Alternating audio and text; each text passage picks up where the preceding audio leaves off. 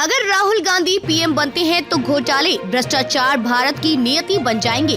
गृह मंत्री अमित शाह। केंद्रीय गृह मंत्री अमित शाह ने शुक्रवार को कहा कि अगर राहुल गांधी प्रधानमंत्री बनते हैं तो घोटाले और भ्रष्टाचार भारत की नियति बन जाएंगे, और अगर नरेंद्र मोदी फिर से प्रधानमंत्री बनते हैं तो धोखेबाज सलाखों के पीछे होंगे।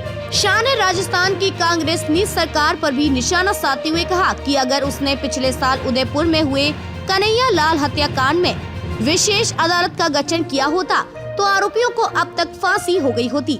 उन्होंने गहलोत के नेतृत्व वाली सरकार पर भ्रष्टाचार में नंबर 1 होने का आरोप लगाया और लोगों से आगामी विधानसभा चुनाव में राज्य सरकार को उखाड़ फेंकने का आह्वान किया।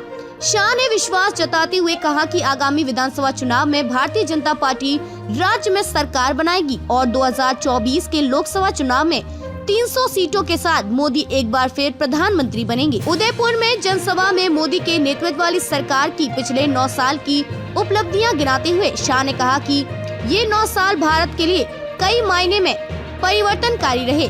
रैली के बाद गृह मंत्री ने एक होटल में आदिवासी नेताओं और पार्टी के पदाधिकारियों के साथ बातचीत भी की।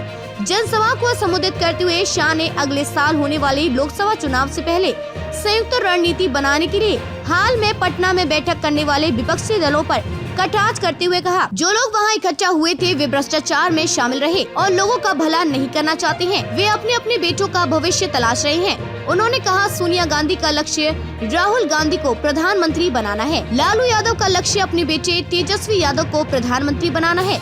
ममता बनर्जी का लक्ष्य अपने भतीजे अभिषेक को मुख्यमंत्री बनाना है और इसी तरह अशोक गहलोत अपने बेटे वैभव को मुख्यमंत्री बनाना चाहते हैं।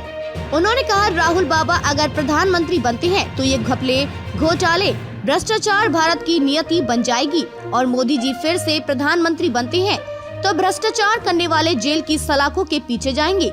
उन्होंने गहलोत नीत सरकार पर आरोप लगाते हुए कहा कि सरकार वोट बैंक की राजनीति कर रही है और उदयपुर के कन्हैया लाल हत्याकांड के दोषियों को सजा में देरी के लिए सरकार को जिम्मेदार ठहराया।